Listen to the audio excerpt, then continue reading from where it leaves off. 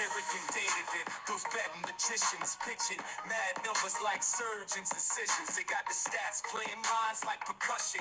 MLB predictions spark the discussion. Stacking cash higher than Fenway's monster. Slinging wild bets like cowboy imposters. Reading those innings like Nostradamus. Wave the green hot streets like Bahamas.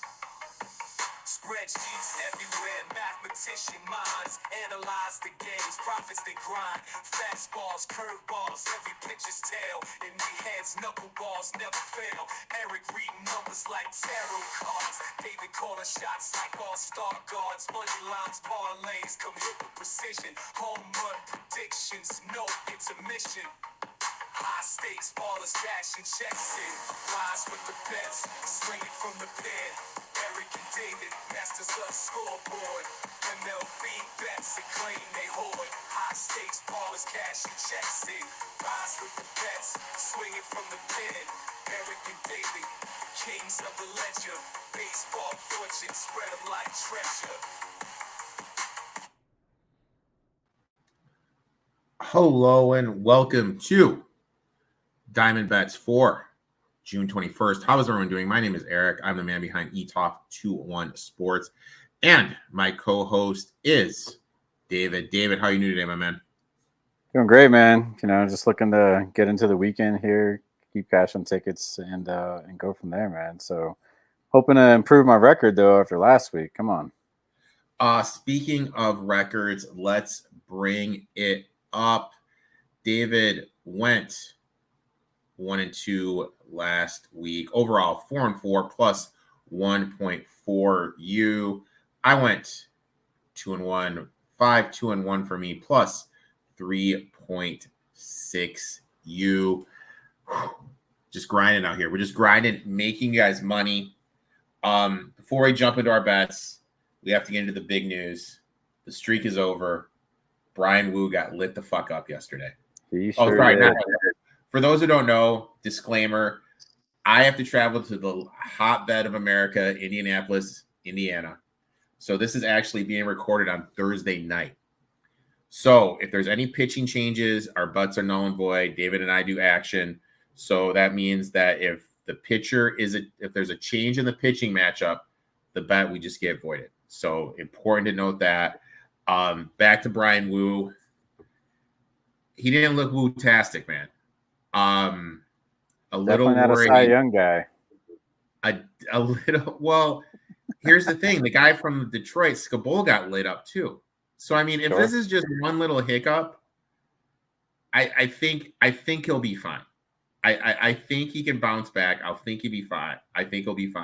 I'm pulling it up right now. He gave up more runs in that game than he has all year. Oh, yeah. I mean, it inflated his ERA to 1.3.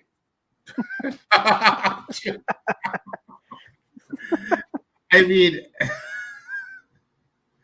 but just think of that. So yesterday, 4 innings pitched, 4 runs, gave up 3.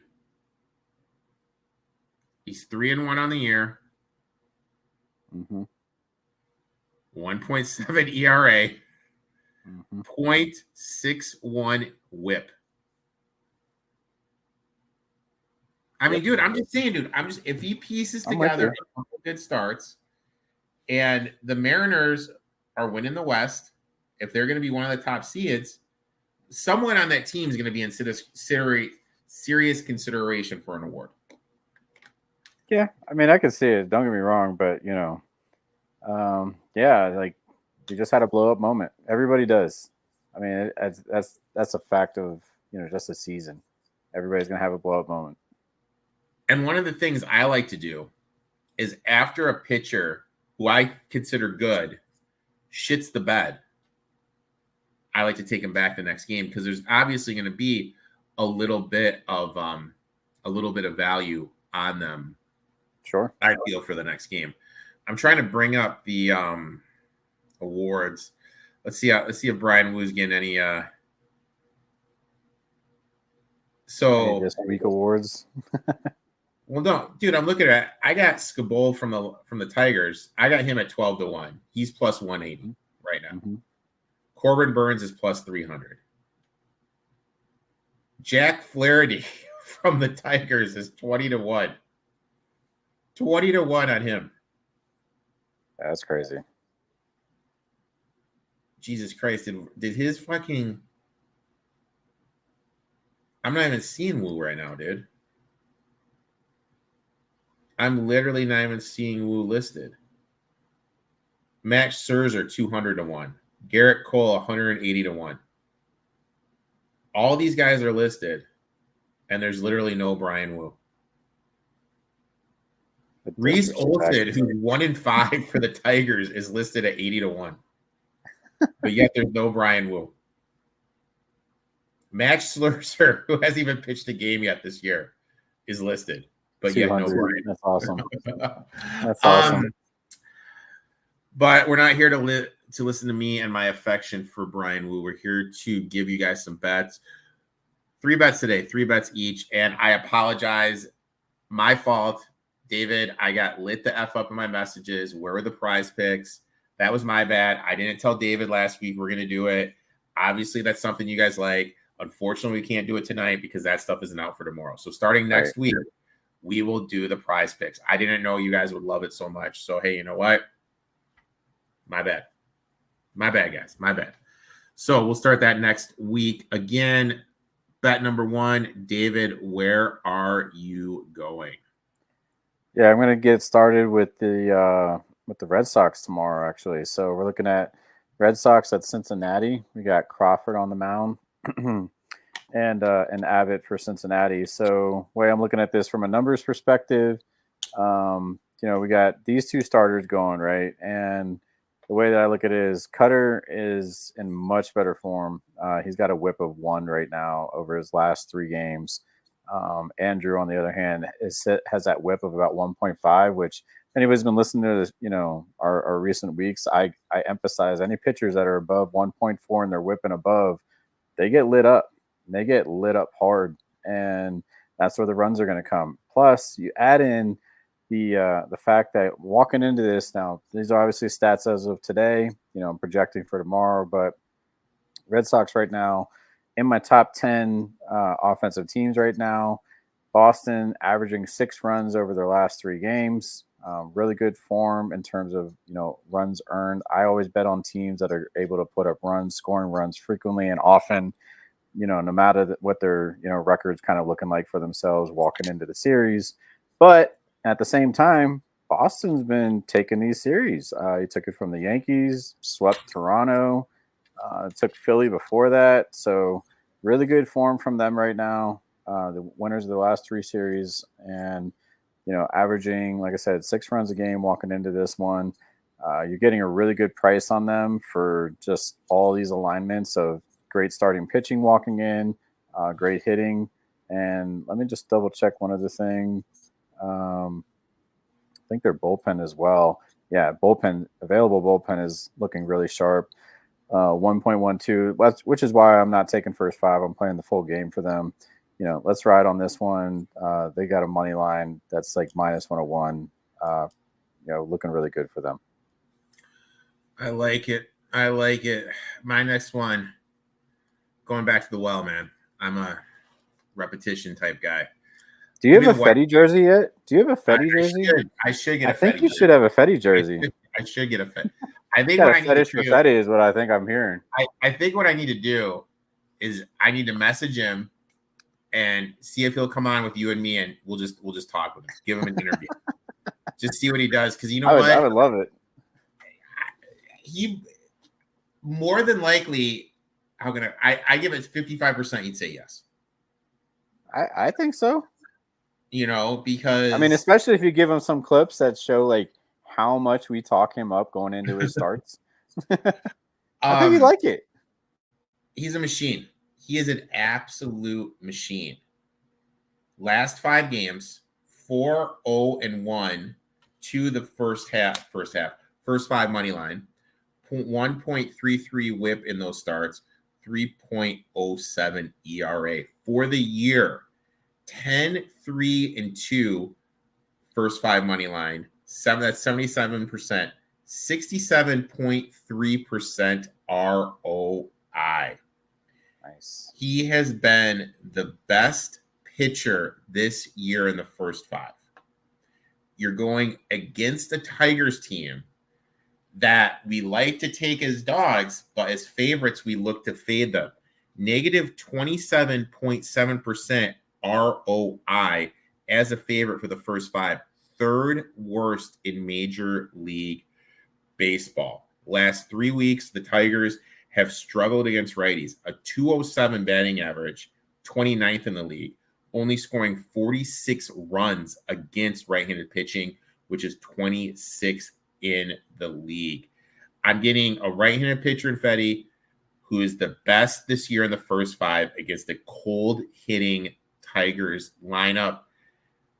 Look, I'm doing it. I'm taking the White Sox here plus 138. And then once the 6th inning starts, just turn on that sports book, live bet the Tigers, because we talk about all the time.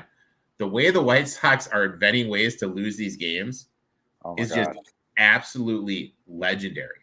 And when you look at Fetty, he's got wins over the Brewers for the first 5, the Orioles for the first 5. You know, he's been beating legit teams for the first 5, and then they just fall apart when the game becomes a bullpen game. I want to eliminate that. Give me the White Sox first 5 plus 138. Yeah, I agree with you there in so many ways. I mean, avoid Kopech in the bullpen on the back end for the Sox. Jesus, that's just a nightmare situation. Plus, my ranking, Tigers are my last ranked offensive team walking in tomorrow. So the whole lines of where they're drawn is built up by public perception of the starting pitchers. And like you mentioned, Flaherty's going tomorrow. But yeah, give some respect to our guy Fetty out there.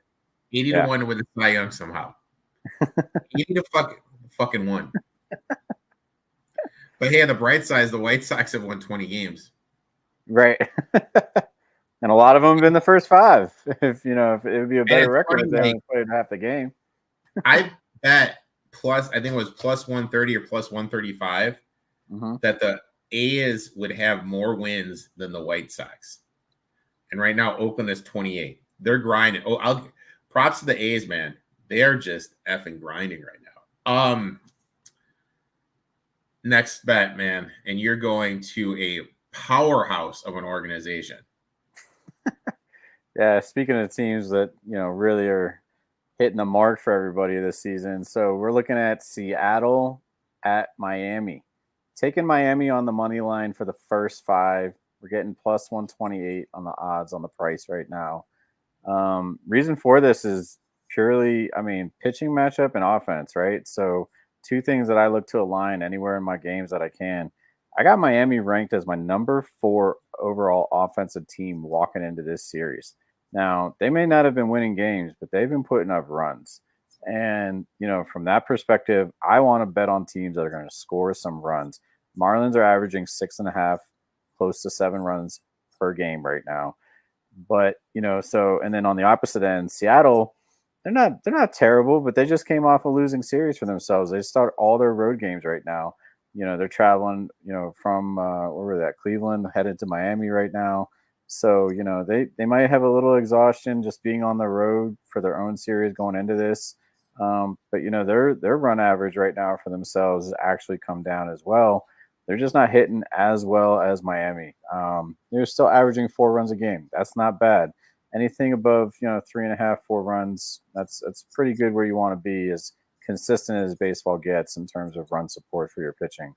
However, when we kind of look at this series a little bit, and kind of where my going in position of this game is, it's going to be focused on their starting pitching. So George Kirby, great form, whip of 1. Trevor Rogers is, underrated here. Again, this is kind of where you're getting a nice price on Miami here, because Trevor Rogers over his last 3 is also sporting a whip of 1. And, so you got even starting pitching, which you got better offensive power coming from Miami right now. So I want to go ahead and I want to exclude the bullpens in this one.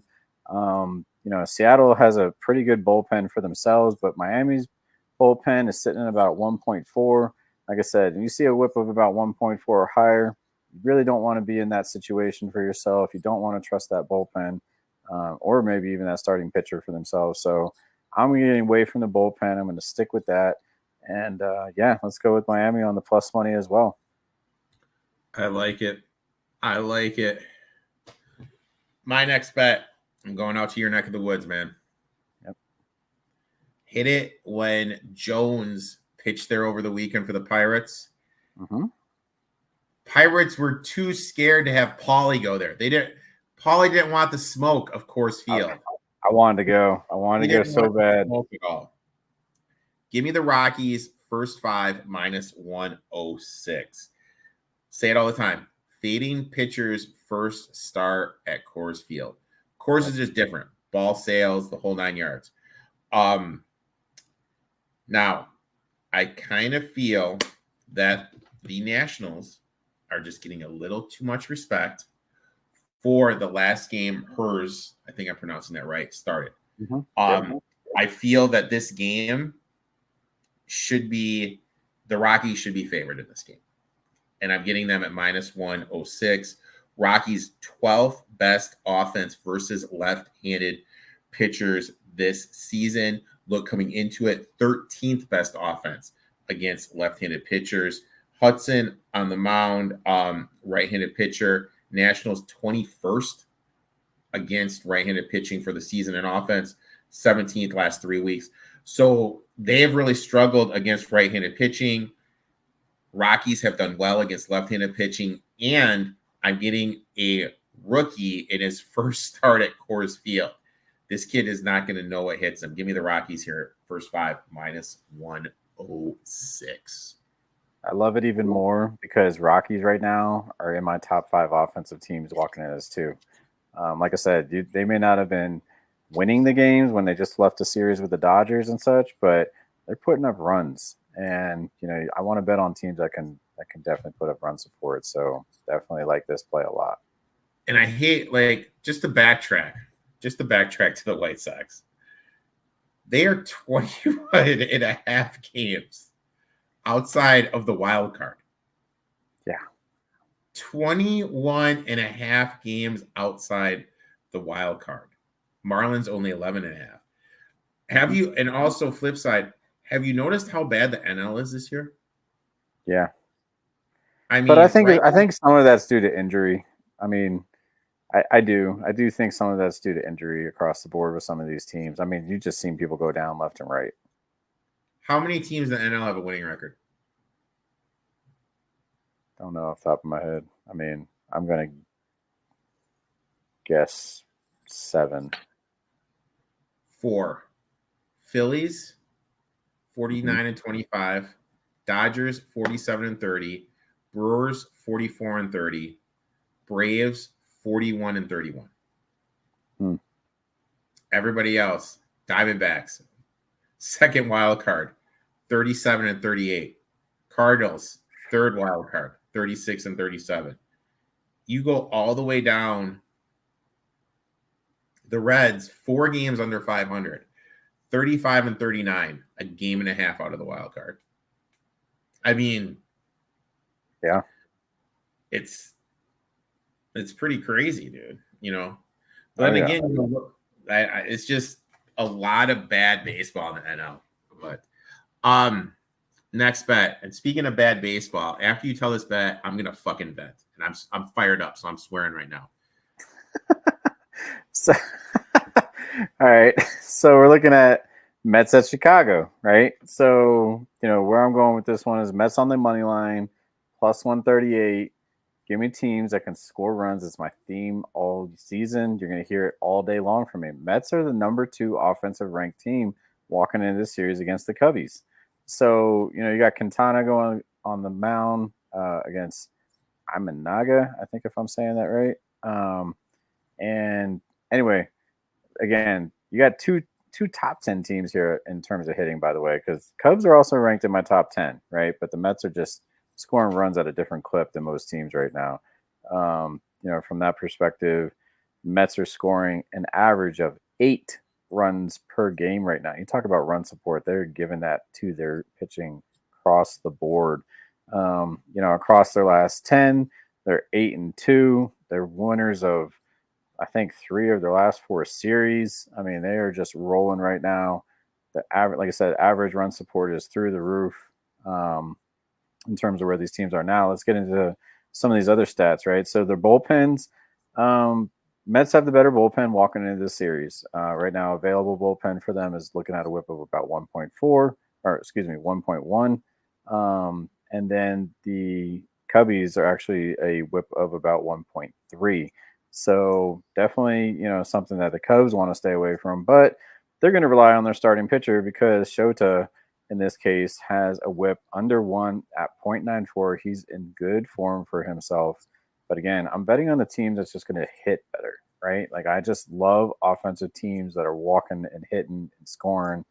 And any way they can manufacture runs, but they're doing it all kinds of ways. Home runs, long ball, short game, doesn't matter. Fundamental baseball, it is the Mets all day right here. Quintana, though, he is somebody I'm a little cautious about, right? Like, I don't think he's going to make it through 5 innings for himself. He is not in the best of form for himself. He's sitting with a whip of about 1.3. So just under that 1.4 marker I've been talking about this whole time.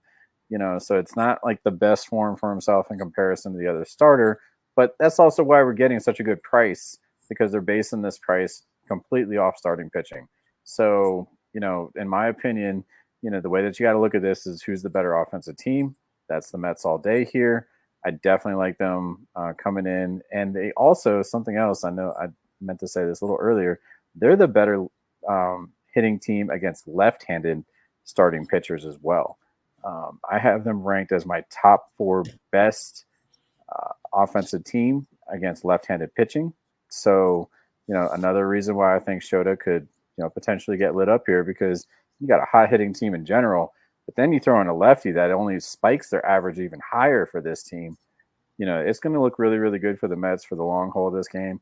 I'm not betting the first 5 because of Quintana not being in the best form for himself. If he was, I'd probably take it and take it away from the bullpen, but their bullpen is in such better form than the Cubbies that I think if they transition it over to them, their offensive, power is actually just going to catch up, and they're going to actually win this game just straight up over the whole game. So definitely like the price that you're getting here, but that is also why you're getting this price, because public perception right now is that Shota is just the better starter pitching, and they're undervaluing just how much power the offensive Mets have going into this against a left-hander. So, my opinion, take the Mets all day here for the game, plus 138. Fuck the Mets. That's all I'm going to say. No. Did you bet on them last night on like the one game they lost in the last week? Wednesday night, I bet them first 5. Okay, bet them first 5. And I pushed it. And this was the inning the Mets scored the run.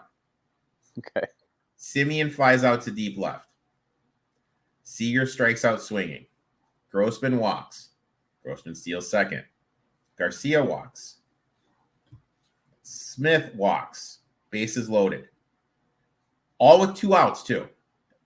All with 2 outs. Langsford hit by a pitch. Yep. Grossman scores. Lowe hit to force out the shallow infield. That was their only fucking run. That was literally their only fucking. But you didn't lose, right? You pushed. I pushed. Okay. I pushed. All right. You didn't lose. Okay. Then top 4, Niemo doubles. JD Martinez's walks. Big Pete Alfonso, of course, he strikes out swinging. Mm-hmm. So runners on first and second. Marte doubles to deep left. JD Martinez's old slow ass only gets to third. Brandon Niemo scores. Then back-to-back strikeouts. Fuck the Mets. Fuck the Mets. I hate pushing. I hate losing. I only like to fucking win. Fuck the Mets. I mean, I started the week off with a Mets win, so I'm going to be riding them. Let's start off the weekend with a Mets win. My last and final play, going out to San Diego. Give me the Brewers and Padres over 7.5. Brewers, second best offense this season versus right-handers.